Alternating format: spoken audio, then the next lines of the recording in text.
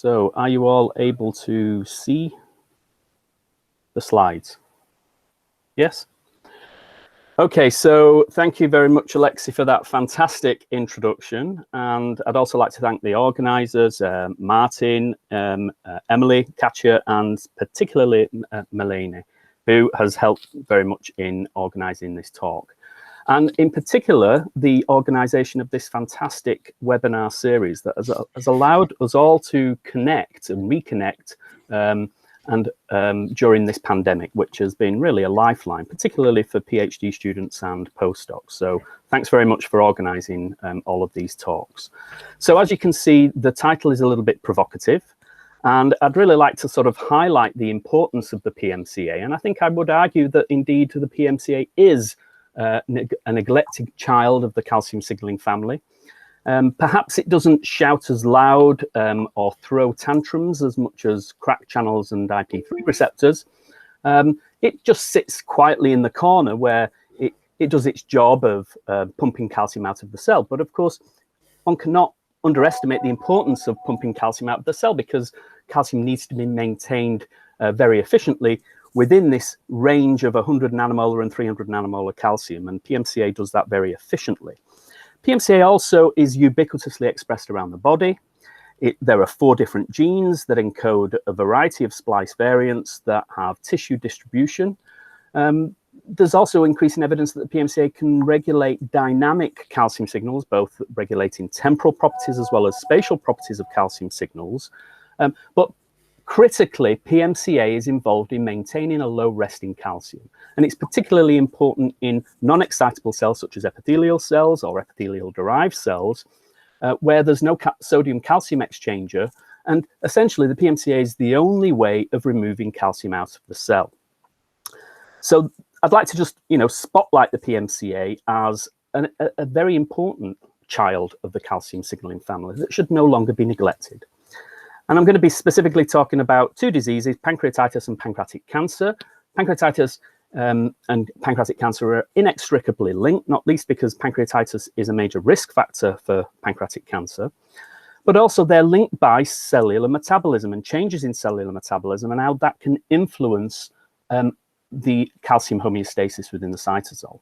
And central to this is, of course, the PMCA, and this is an ATP-fueled calcium pump, which again maintains that very low resting calcium. And if we cut off this ATP supply to the PMCA, this inevitably leads to this cytotoxic calcium overload and cell death. And we've focused, I've written an article focusing on changes in cellular metabolism and how this regulates the PMCA, which featured in Cell Calcium a couple of years ago. So if anybody's interested in that, you should please read this. So that's the first commercial break.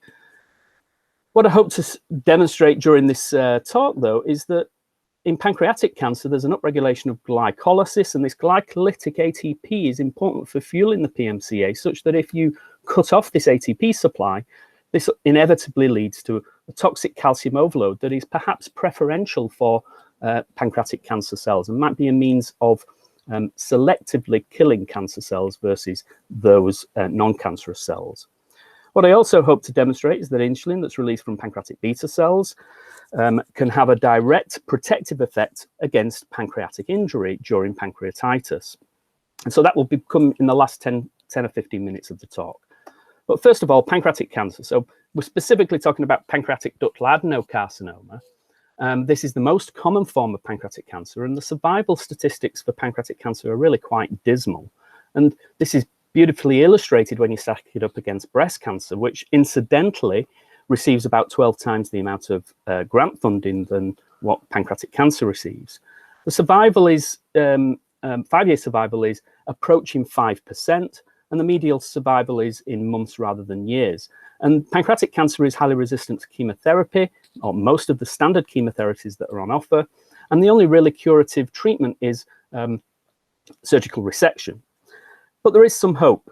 I would argue that there are 3 strands of research that are likely to be effective for treating pancreatic cancer.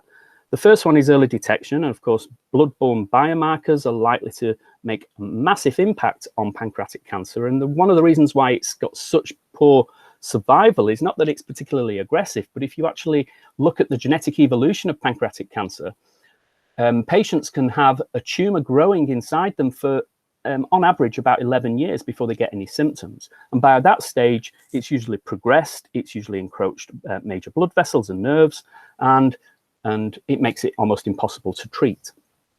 The other potential strand of research is improving drug delivery. So pancreatic cancer is a highly desmoplastic tumor. It's got a very dense tumor microenvironment, and one of the major constituents of the tumor microenvironment is hyaluronic acid, and this attracts water, it increases the hydrostatic pressure, and this effectively closes blood vessels. So targeting the stroma, targeting the extracellular matrix might be a potential inroad for curing this disease, or at least improving outcome. But I would argue that developing new and improved cytotoxic drugs, it needs to be a central research strategy, and that's something that I'm going to be talking specifically about, either as a single type of treatment or more likely as a combination therapy. So this is a diagram taken from Hanahan and Weinberg's seminal review article, Hallmarks of Cancer, where it describes numerous physiological processes that make cancer cells a cancer cell. And it's important to note that calcium signaling regulate virtually all of these different physiological processes, and it's also important to note that almost every tumor, there's remodeling of calcium signaling machinery. However, there are no drugs specifically available now that target the calcium signaling machinery, and we've addressed this. Again, this is another commercial break.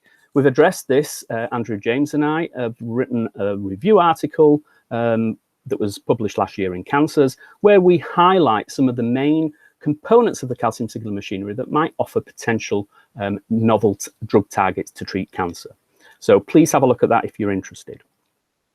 So today we're going to focus particularly on how changes in metabolism might influence calcium signaling, particularly calcium homeostasis and the PMCA.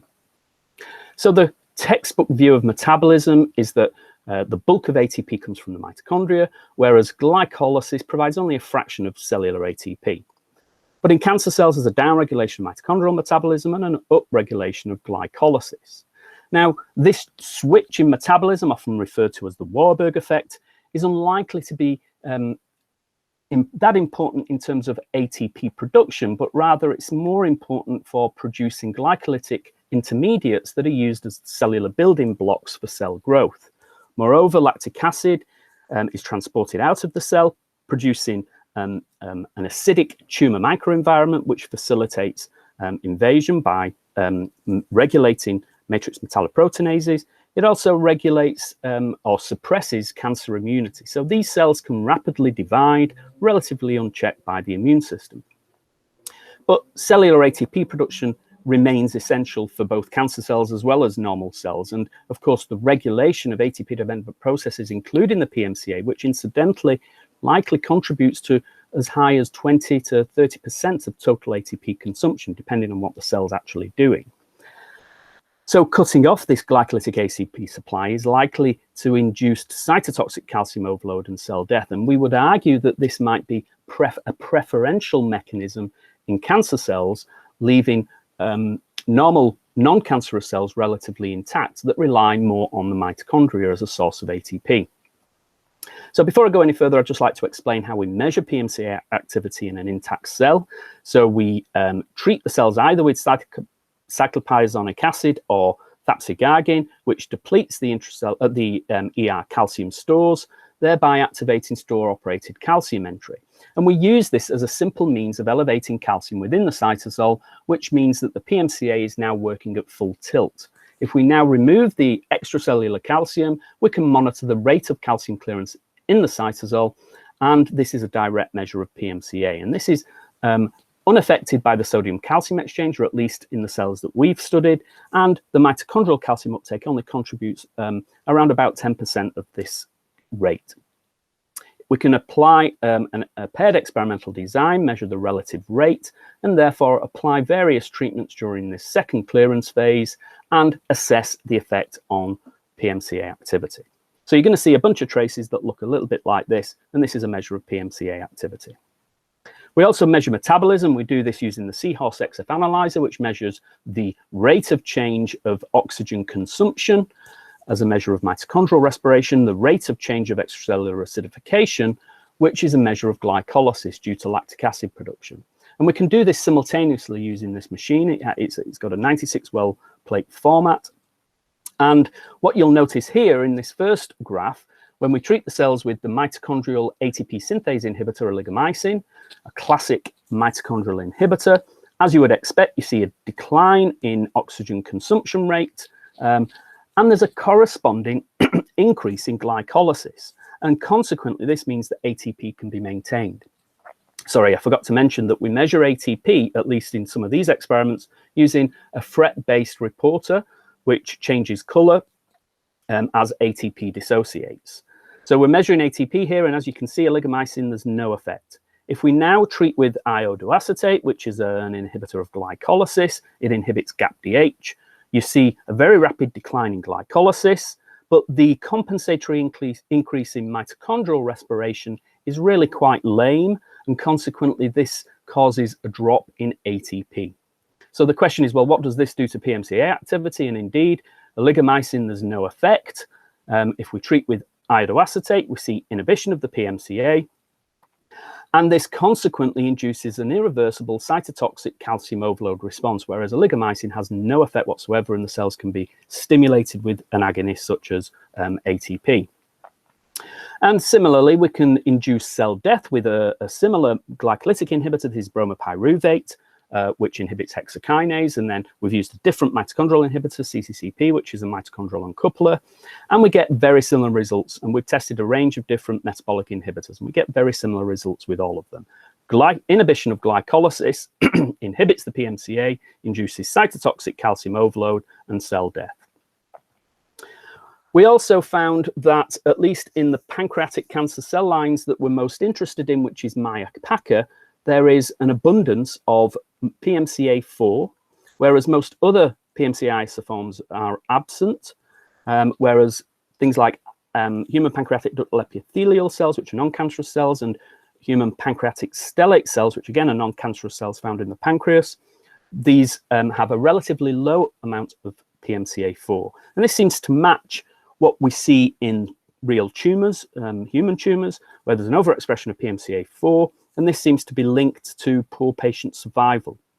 Now, this is quite interesting because it suggests that if there's an overexpression of PMCA4 and there's very little compensatory PMCA isoform expression, then targeting PMCA4 specifically might be a particularly useful way of inducing calcium overload and cell stress. And we're currently trying to establish novel techniques for measuring PMCA4 and using peptide inhibitors.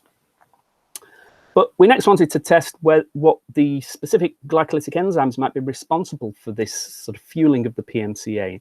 And there were three that we found were most important. The first one is pyruvate kinase M2. This is at the terminal end of glycolysis. It's responsible for converting phosphoenolpyruvate to pyruvate and is responsible for net ATP production. This is overexpressed in pancreatic cancer tumors, human tumors, relative to the normal tissue of the tumor margin, and this is overexpressed relative to other isoforms such as pyruvate kinase L and pyruvate kinase R. And this overexpression again leads to poor patient survival. The other enzyme we're interested in is PFKFB3. This is phosphofructokinase fructose bisphosphatase 3. This is a really important glycolytic enzyme. It produces the metabolite fructose 2,6-bisphosphate, which feeds back on the rate-limiting step of glycolysis, which is driven by PFK1. This is an irreversible step and is the rate-limiting step. And this mechanism is thought to be the most important mechanism for driving glycolytic flux. And again, this is also overexpressed in pancreatic tumors and leads to poor patient survival. And similarly, PFK1 or PFKP, as it's described here, is also overexpressed in pancreatic tumors. So these three enzymes are likely to be very important.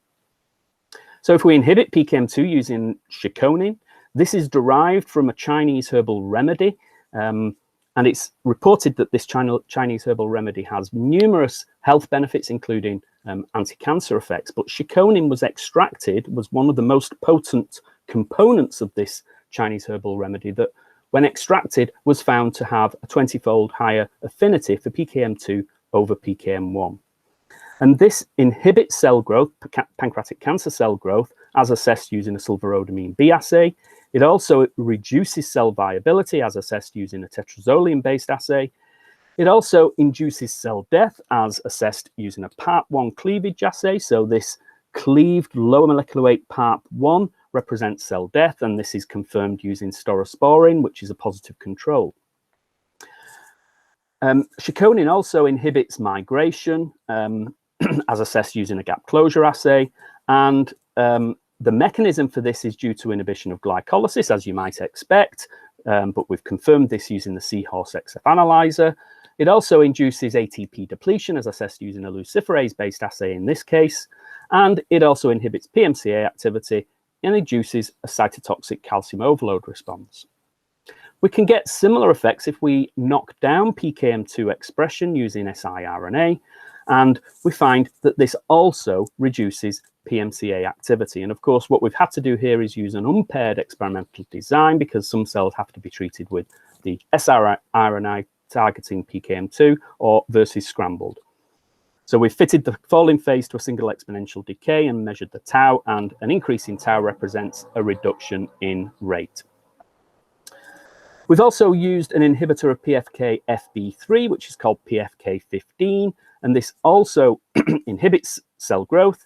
It reduces cell viability, it induces cell death, and what you'll notice here is that we've compared this to the human pancreatic stellate cell, that's a non-cancerous cell found in the pancreas and in the tumor, and you can see that PFK15 doesn't have the same effect on these cells.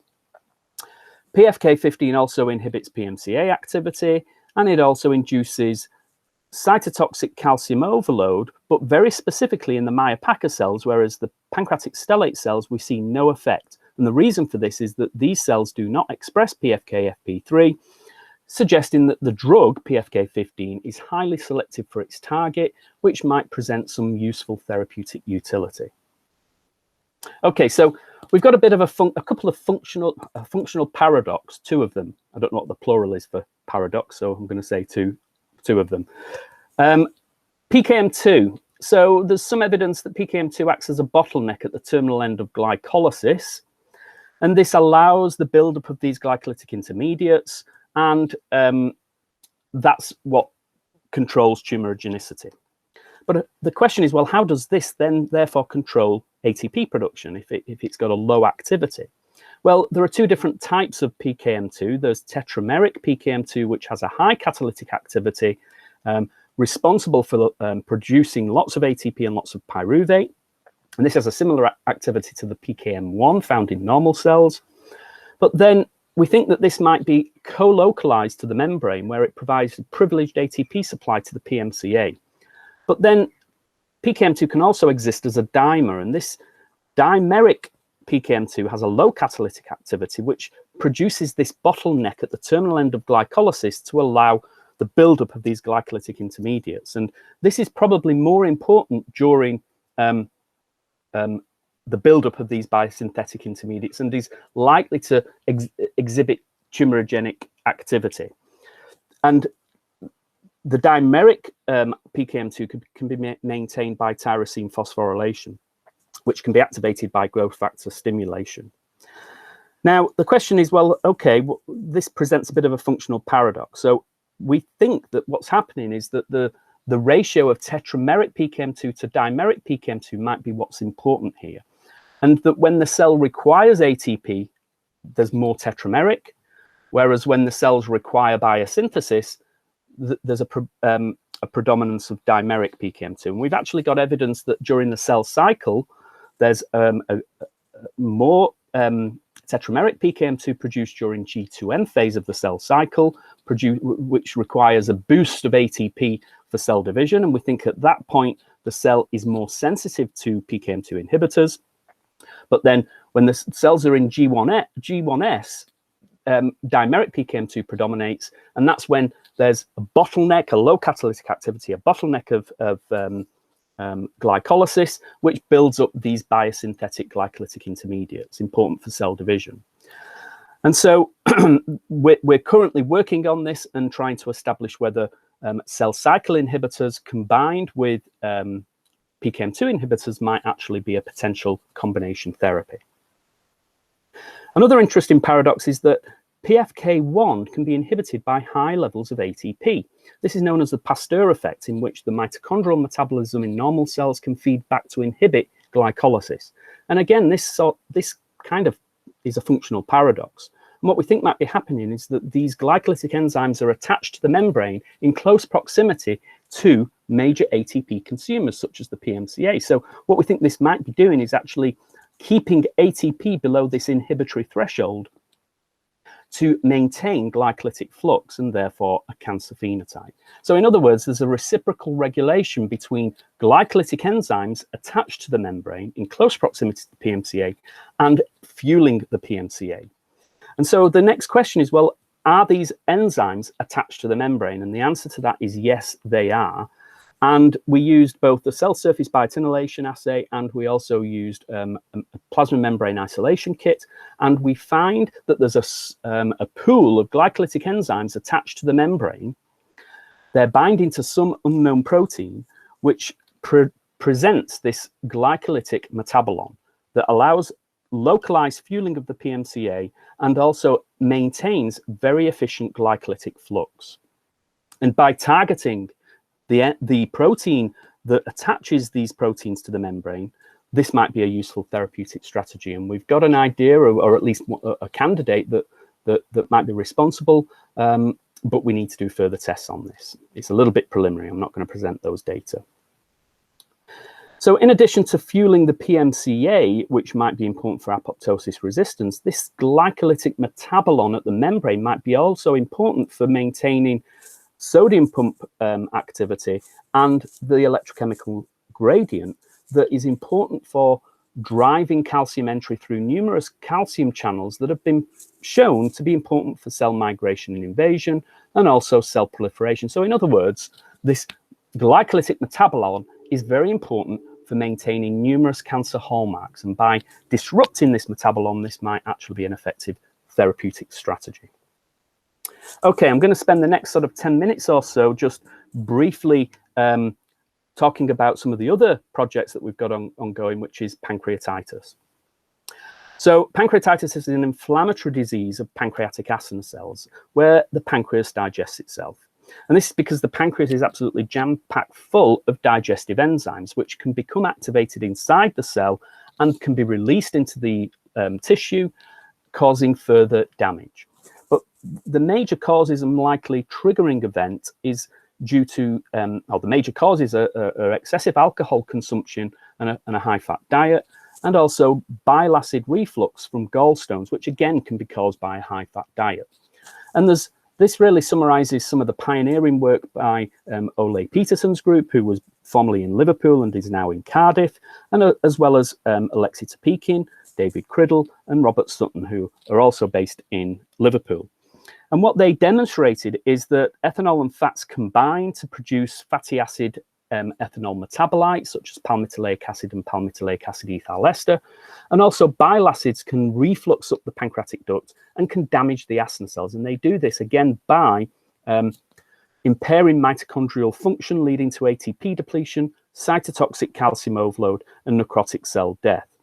And this leads to a local necrosis and the release of these activated enzymes within the tissue. And if these activated enzymes get into the circulation, this can lead to distant organ damage and a systemic inflammatory response. And we have evidence now over a number of years that insulin can protect pretty much all of these different steps.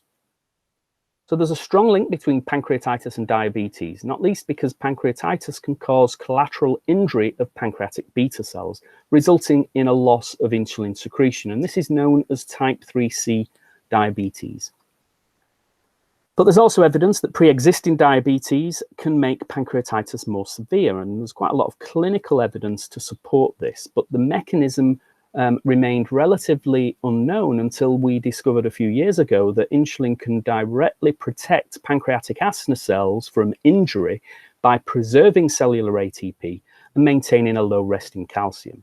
So during diabetes, whether it be type 1 diabetes and a loss of insulin secretion, or type 2 diabetes and a loss of insulin sensitivity, or type 3C diabetes that might occur during the progression from mild to severe pancreatitis, there is a loss of this insulin protection, and this leads to an exaggeration of the acinar cell injury, which is likely to progress the disease to a more severe phenotype.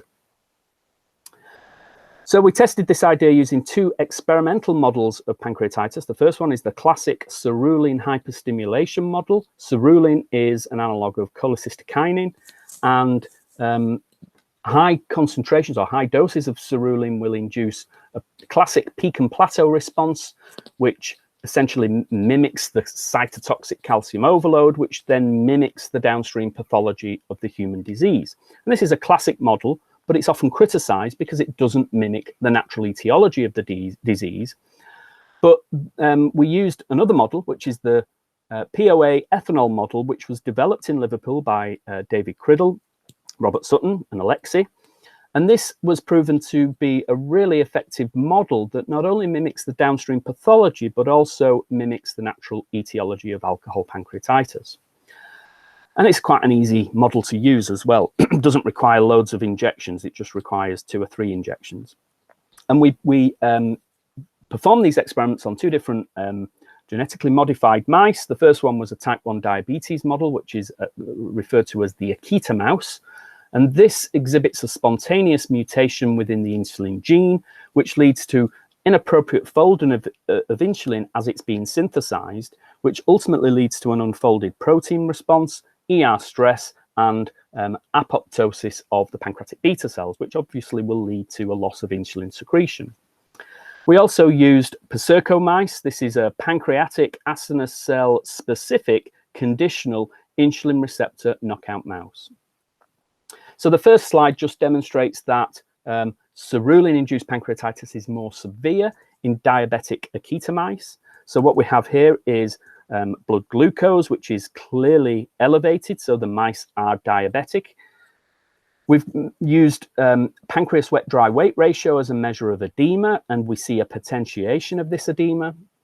We also measured cytokine levels, TNF-alpha, IL-6 within the pancreatic tissue using qPCR, and you can see that the expression is markedly potentiated in the Akita mice. We've also used histology, which is again another classical readout of pancreatitis, and we see a much more severe pancreatitis. We see extensive edema, we see vacuole formation, we see necrosis, which is the lighter pink coloration.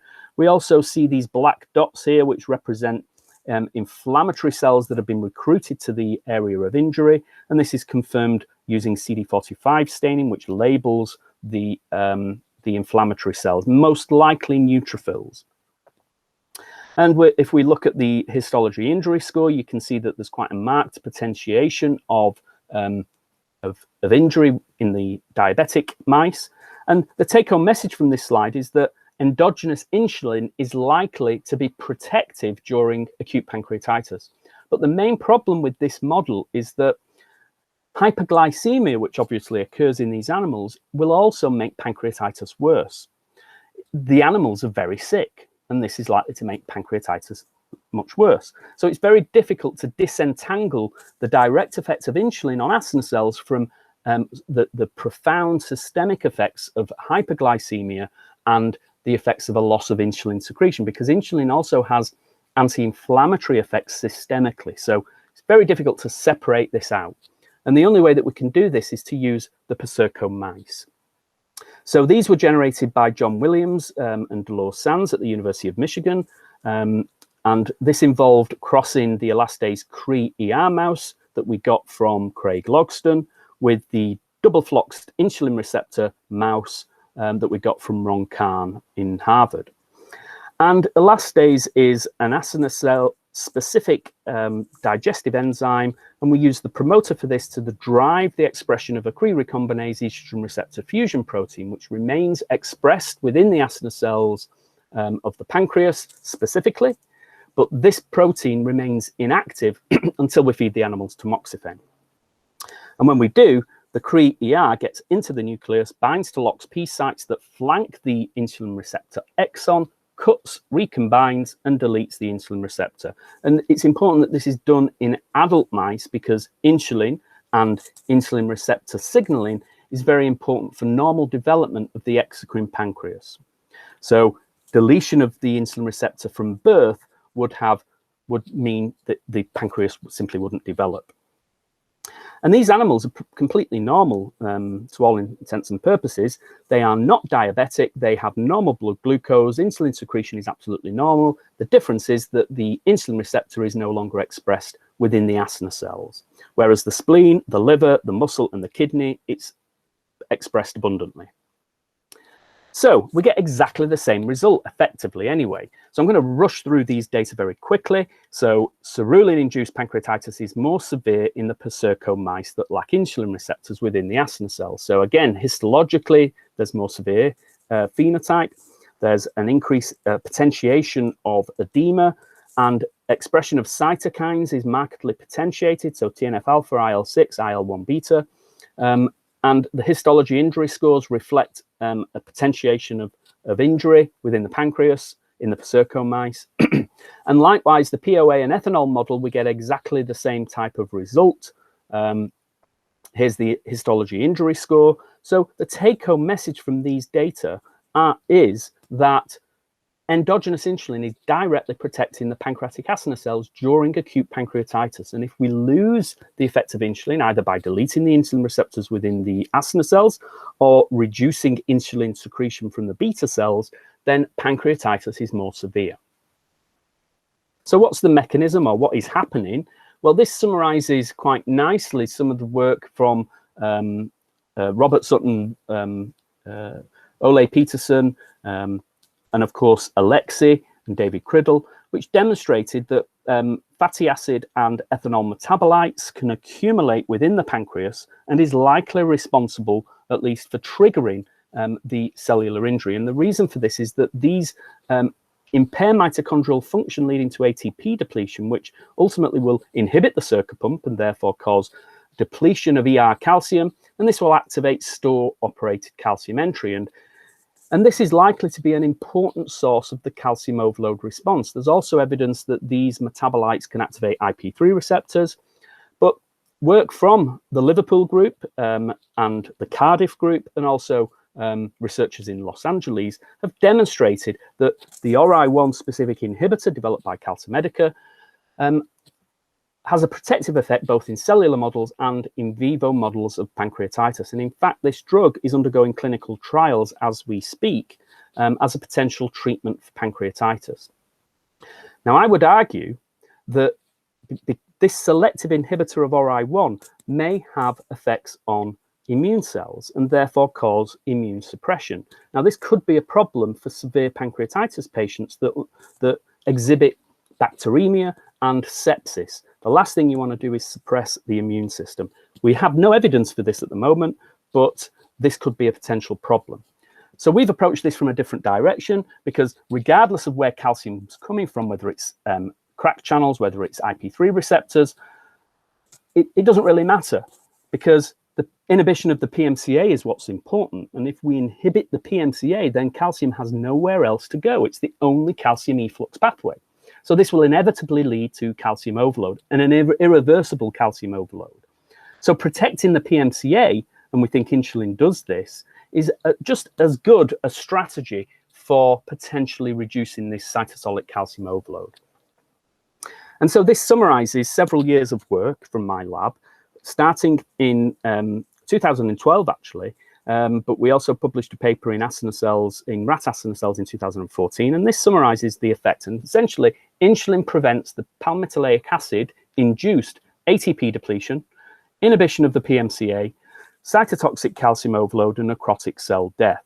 And we've since confirmed this. I'm not going to show you all the data because we don't have time, but these insulin-mediated protective effects are abolished effectively in asana cells from Paserco mice, which likely is the reason why pancreatitis is more severe. And this has now been published in Nature Communications, or at least it's been accepted and will be published very shortly. So what's the mechanism? Well, insulin switches metabolism from mitochondrial metabolism towards glycolysis, very similar to the cancer cells. And we assess this using NADH autofluorescence measurements. And if we deplete mitochondrial NADH using CCCP, which is mitochondrial uncoupler, and it essentially causes the electron transport chain to go into overdrive, and this consumes all of the Krebs cycle-derived NADH, and you get a decrease in NADH autofluorescence. So this, if you like, is a surrogate readout of mitochondrial metabolism. If we then inhibit GAPDH, which is another cytosolic source of NADH, and this is a glycolytic enzyme, we see a further decrease in NADH autofluorescence, and this is a surrogate readout for glycolysis. And so when we do this, we see on average about 60% mitochondrial metabolism, about 40% glycolysis. And this is in rat asana cells, but we've subsequently done this in mouse asana cells. The ratio is slightly different, but the same phenomena exists. And insulin switches metabolism from mitochondria, so you see on average a decrease, and an increase in glycolysis. So you can see the differences here. And we've also repeated this kind of experimental paradigm, but measuring magnesium green. So this magnesium green is an indirect measure of cytosolic ATP. So since the majority of ATP is magnesium ATP, if you get ATP depletion occurring, then free magnesium goes up and you get an increase in magnesium green. So again, we've got CCP-induced ATP depletion, which is due to mitochondrial metabolism, iodoacetate-induced ATP depletion, again due to glycolysis. And there's a shift, and the average data is shown here. We've also measured glycolytic flux using an Agilent pH extra glycolysis assay, which is essentially a fluorophore that you put into the media of a 96-well plate, and then you measure using fluorescence lifetime measurements extracellular acidification. And you can convert these to extracellular pH, and the rate of this extracellular pH change represents glycolytic flux. And the average data are shown here, and what you can see is that insulin increases this glycolytic flux, although this did not reach significance over the 5 experiments that we did. But palmitoleic acid causes a reduction in glycolytic flux, but this is restored back to normal when we pre-incubate with 10 nanomolar insulin. So this is suggesting that insulin is driving glycolytic flux and preserving cellular ATP to fuel the PMCA. So to summarize then, pancreatitis-inducing agents impair mitochondrial function, leading to ATP depletion. This inhibits the calcium pumps, leading to toxic calcium overload, necrotic cell death, and this ultimately leads to the ensuing inflammatory response, which is the hallmark of pancreatitis. But insulin is activating the receptor, the downstream signaling pathways, and regulates glycolysis and ATP to maintain PMCA function, and it restores this cytosolic calcium overload and prevents necrosis and inflammation. And we now think we know what the molecular mechanism for this is. So we've identified that PFKFB2, which is another key glycolytic enzyme, it's a similar isoform to PFKFB3 found in cancer cells, but this has a much lower catalytic activity. Now, these enzymes have both kinase and bisphosphatase activity, and they can interconvert fructose 6-phosphate to fructose 2,6-bisphosphate, depending on the kinase and bisphosphatase activity. And this enzyme, PFKFB2, has 50% kinase, 50% bisphosphatase activity. However, when you phosphorylate with AKT, which is the major downstream signaling pathway from insulin receptors, this acts as a volume control. It ratchets up the activity of PFKFB2, produces more fructose 2,6-bisphosphate, which drives glycolytic flux by activating PFK1, thereby preserving cellular ATP, even in the face of impaired mitochondrial function. And of course, the Western blots here demonstrate this. So here you've got insulin-induced AKT phosphorylation, and insulin-induced PFKFB2 phosphorylation. So this summarizes the data from the pancreatitis project, where we think that insulin is driving glycolytic flux, maintaining ATP production to fuel the PMCA, even in the face of impaired mitochondrial function, which protects the acinar cells from cellular injury. Whereas during diabetes, where there's a loss of insulin secretion or a loss of insulin sensitivity, this protection is lost, and you get a sensitization of cellular injury, calcium overload, ATP depletion, which ultimately leads to a much more severe pancreatitis. And we also have evidence, although I've not got time to show you, that insulin therapy can protect against early measures of pancreatic injury during cerulean infusion-induced pancreatitis. And we've used something called the hyperinsulinemic euglycemic clamp to elevate insulin infusion while maintaining euglycemia. And this has proven to be effective and could be translated as a potential treatment for pancreatitis. So it leaves me to just thank the people that did the work. So Andrew James is a former PhD student and postdoc that was in the lab for several years, who worked mainly on the pancreatic cancer project. Pisha is another PhD student who's now moved back to Thailand, who worked on the PMCA4 project. Dan Richardson worked on the PFKFB3 project. Eduardo and Aklam are PhD students, and I've not presented any of their data, and they've worked on the tissue microenvironment. Rosa and Sarah have worked on the pancreatitis project, and this work could not have been done if it wasn't for the long-term collaboration with John Williams and Dolores Sands, who provided the Perserco mice and hosted my visit, my sabbatical visit a few years ago. Thanks very much for your attention, and I'd be happy to take any questions or discuss the data further.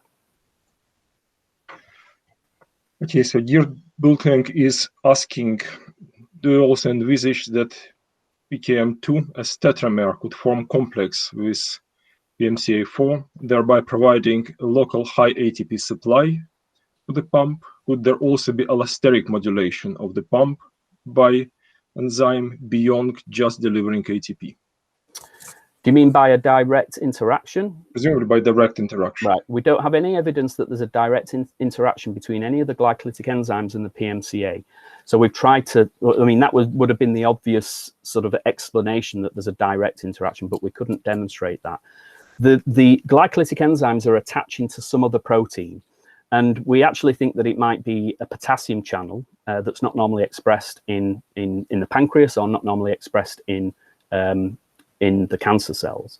But the evidence for this is very preliminary. We used bio-ID techniques, which is where we used a targeted bait using BRA, which that allows us to identify, it's a biotin ligase assay, and we used that to identify all proteins that might bind to PKM2, and we just pulled up a few proteins that might be important, and we're now interrogating that in a bit more detail. But there's no evidence. But there's no evidence that it directly binds to the PMCA. We tried hard for that.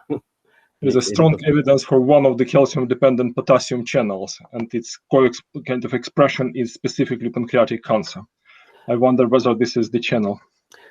No, it's not. It's one. I can't even remember. I think it's KCN. It's one of the KCN isoforms, and I can't remember which one it is. But it's not a calcium-dependent channel. It's one of those family members. Something that you wouldn't predict as being a potential binding partner. And and again, this is very preliminary data. It could be an artifact, and we need to sort of knock it out and see what it does to metabolism, see what it does to PMCA activity. Jonathan Sobolov is asking, not sure about your time course for insulin.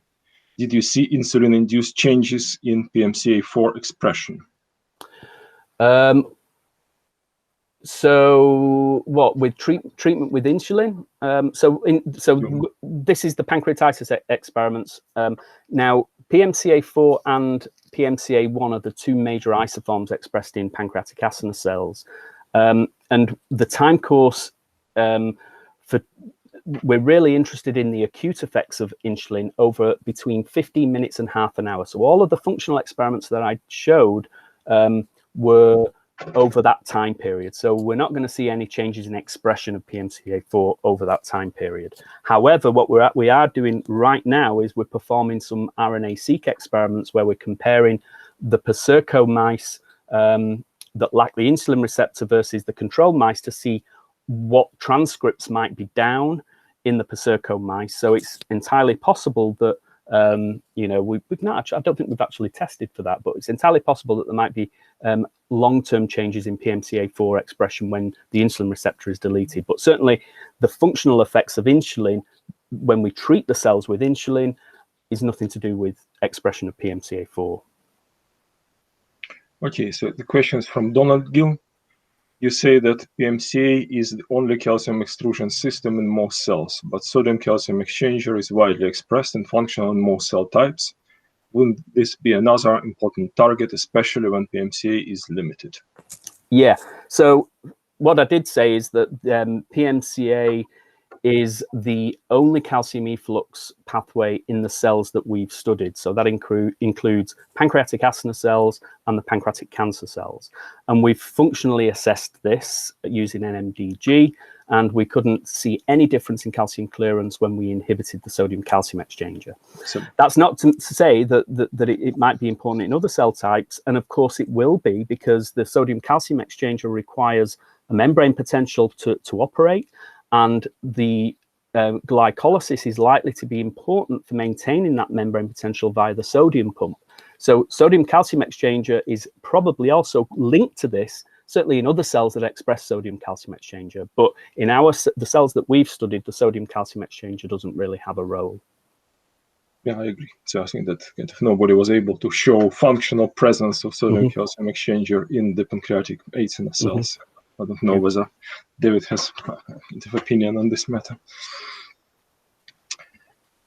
Okay, so I think that Clara Francesca is asking, great talk, what is the evidence on the expression and function of PMCA isoform in different components of the tumor microenvironment? Have they been linked to neoangiogenesis and or immune regulation? As far as I'm aware, that's not really been looked at, but don't quote me on that. If somebody is aware of that, then do let me know, because it would be interesting.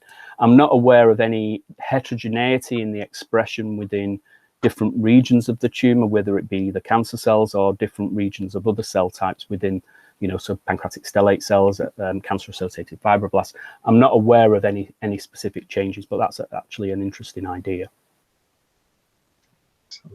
So question from Indu Ambudkar.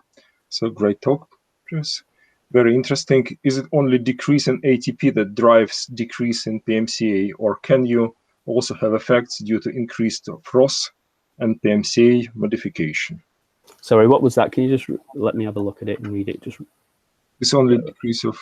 So whether this is just decrease in ATP or there are other functions, increased ROS, ATP modification. Yeah. Okay. So the PMCA is very sensitive to oxidative stress, and you know, if you elevate hydrogen peroxide, for example, with some of our early work demonstrated this will inhibit the PMCA similarly to some of the other pancreatitis inducing agents. So ROS will likely have an important role in inhibiting the PMCA. So yeah, for sure. Now whether and of course, you know, when you impair the mitochondria, you're going to likely increase reactive oxygen species. And indeed, you know, localized production of ROS might also have an effect, even if ROS can't be detected. So I think that that's likely to be an important aspect of how this might occur. But, you know, I think ATP depletion is likely to be also just as important. And of course, the other interesting thing is that the ATP sensitivity of the PMCA is quite high. And so the question that we've grappled with is, how low does ATP have to get to for that to have an inhibitory effect on the PMCA? Because the KD for ATP is, depending on how you measure it, can be in the micromolar range. So, you know, the ATP levels would have to drop to like 1% or even 0.1% before you see any inhibition. But that might be true in a cell-free assay, but you know, in vivo, there are acidic phospholipids such as phosphatidyl serine, which affect the ATP sensitivity. So this could actually make the PMCA exquisitely sensitive to relatively low changes in ATP. And I think that's likely to be the major mechanism that we're seeing, rather than changes in oxidative stress, because I think that will be buffered to some extent. Thanks. But it's an important point. Yes, I absolutely agree. So there is kind of notion of dual sensitivity of ATPases to ATP. So one is regulatory and another is actually affinity to ATP. Exactly. This regulatory component, which is probably is important in this particular case. So question from John McCreel. So thank you for really interesting talk. Are there any differences between type 1 and type 2 diabetic models in terms of effects of insulin on PMCA function? Okay, that's a difficult question to answer. So, I mean, so in terms of PMCA, we don't know, because we've not really tested, we've not really taken cells from type 1. Well, we have actually tested the effect on type 1 diabetic mice, but we've not really looked at the effect of insulin on Acinar cells taken from type 2 diabetic animals. So we don't really know whether there is any differences. However, the question of whether type 2 versus type 1 diabetes has a different effect in terms of pancreatitis, then that's again an even more complicated question to answer, because type 1 diabetes is a bit more clear cut because you lose insulin secretion, so you're likely to lose the insulin protection. But in type 2 diabetes, depending on the course of the disease, there may be an initial phase where insulin levels are elevated to compensate for the insulin resistance. So there's a reduced insulin sensitivity, particularly of the insulin sensitive tissue, such as skeletal muscle, fat cells, and the liver. And therefore, this will lead to a corresponding increase in insulin secretion, which might be actually having a greater protective effect on the Acinar cells. But over time, as the disease progresses, there will be a progressive loss of insulin secretion as the pancreas or the beta cells become injured. And that will then lead to, a loss of protection. So that would be my prediction, but we don't have a definitive answer for that. Okay, so another question from Geert. Is there also concurrent impact on other ATP-driven transport system, including SERCA, in the pancreatitis model? It also comment from again, a very good question. Impressive. Yeah, a very good question. And we focused on the PMCA partly for two reasons. The first reason is a practical reason. We have an assay for measuring very easily the PMCA activity, which is my honest answer. And so we can look specifically for effects on the PMCA. The other reason why we've focused on the PMCA is that I would argue that the PMCA is potentially more important simply because it's we call it the final gatekeeper for the protection of low resting calcium. If you inhibit the PMCA, but the circuit remains intact, this will inevitably lead to calcium overload because the calcium has nowhere else to go. Even if it's being recycled and pumped back into the ER, eventually, the calcium will just, accumulate. And if the PMCA is blocked and inhibited, the calcium has nowhere else to go. However, if you could argue that if you inhibit the circuit, but the PMCA remains intact, this is a sort of, hypothetical situation. But if the PMCA remains inhibited, but the circuit remains, if the PMCA remains active, but the circuit is inhibited, for example, with thapsigargin, then as you know, when you add thapsigargin to cells, you get a big increase in calcium, but then it nearly always recovers very close to baseline. But if you inhibit the PMCA, that doesn't happen. It stays elevated. So I would argue, sort of hypothetically, that the PMCA is likely more important. However, it's likely that both PMCA and circuit are affected equally during pancreatitis, because if ATP is depleted, then both circuit and PMCA are equally affected. Now, I also think that this glycolytic metabolon might be particularly important at the membrane, both in cancer cells, but also maybe in pancreatic Acinar cells. So this localized fueling at the membrane might be all the more important for regulating PMCA. The same might be true for the circuit as well, but we don't have any evidence for that. We've not really investigated it. So I'm not suggesting that PMCA is in any way unique. I suspect that the circuit will be equally affected. So that was That's a very long. good question from Geert. Yeah. So about interplay between sulfonylurea drugs and acute pancreatitis. Okay, that's another interesting question, and there's been a very large-scale clinical trial testing or looking at the link between severity of pancreatitis and diabetes. And what was found in this large clinical trial of, I can't remember the exact number, but it was tens of thousands of patients, and they found that there was a strong link between those patients that had diabetes versus those that didn't. In other words, those that had diabetes had a more severe disease and were more susceptible to getting pancreatitis. However, those that received insulin, that risk was reduced, okay? But those that received so basically those that received insulin and metformin, there was a reduction in the severity of the disease and risk. But those that received sulfonylurea drugs, they were the same as you know, those that hadn't received any insulin. So in other words, sulfonylurea drugs did not protect, but insulin and metformin did.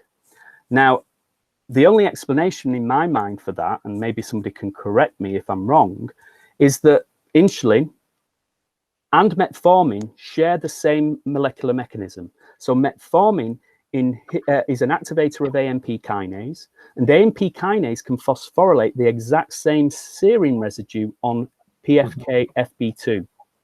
So metformin is likely to have an effect on the same enzyme as insulin. And we've got some evidence that that is the case. At least we can detect PFK-FB2 phosphorylation when we treat with metformin. However, we don't really see the same functional effect in acinar cells. And I think the reason for that is that metformin also impairs mitochondrial function. So what we're doing next is testing the effects of a different AMP kinase activator, such as AICR, that might not have the same effects on the mitochondria as metformin does. But it's interesting that metformin and insulin have a protective effect, but sulfonylurea drugs don't.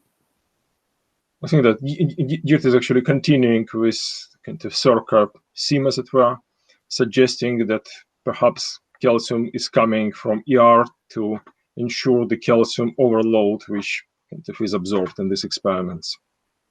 It was in the cancer model where you had the spontaneous overload of calcium. I thought it should come from somewhere, and maybe it's because of the concomitant inhibition of SERCA. Absolutely, it could well be. I mean, you know, both are going to be inhibited, and you probably got contributions from calcium entry through store-operated calcium entries that will contribute to the increase in calcium, no doubt.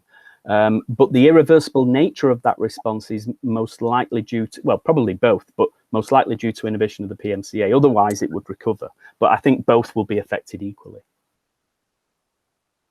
Yeah. So maybe kind of very brief question from myself, if possible. Yeah. So I think that plasma membrane calcium ATPases are also exchangers of calcium for hydrogen. So what is known about the role of this proton? Yes.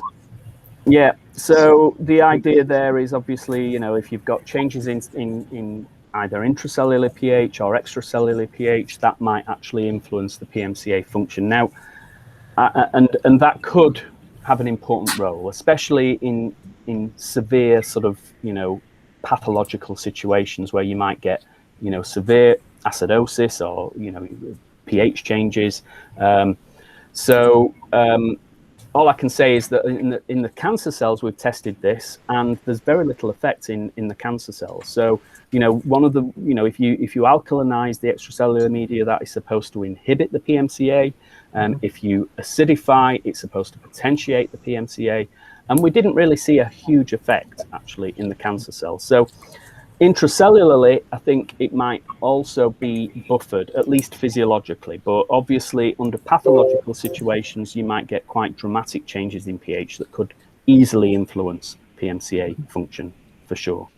But I think you've done some of these experiments where, you know, the pH changes that are likely to be occurring, you know, under physiological conditions are likely to be adequately buffered within the cytosol for it to not affect PMCA function. Thank you. So it's a good point.